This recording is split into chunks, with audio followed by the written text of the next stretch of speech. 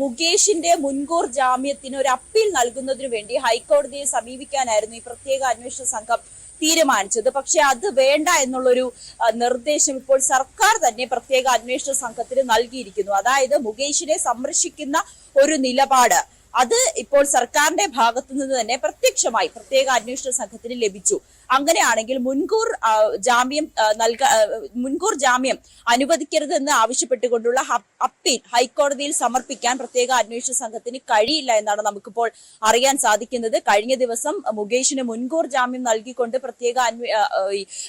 Principal sessions കോടതി മുൻകൂർ ജാമ്യം നൽകിയിരുന്നു. ഇതിനെതിരെയായിരുന്നു ശനിയാഴ്ച ഹൈക്കോടതിയെ സമീപിക്കുകയും മുകേഷിന്റെ മുൻകൂർ ജാമ്യം റദ്ദാക്കണം, ഇത് അന്വേഷണത്തെ ബാധിക്കുമെന്ന അടക്കമുള്ള കാര്യങ്ങളൊക്കെ ഹൈക്കോടതിയെ സമീപിച്ച് കൊണ്ട് പ്രത്യേക അന്വേഷണ സംഘം അറിയിച്ചത്. പക്ഷേ സർക്കാർ തന്നെ അത് പറയുന്നുണ്ട്, അങ്ങനെ മുൻകൂർ ജാമ്യം റദ്ദാക്കണമെന്ന് ആവശ്യപ്പെട്ടുകൊണ്ട് ഹൈക്കോടതിയെ സമീപിക്കേണ്ട എന്ന്.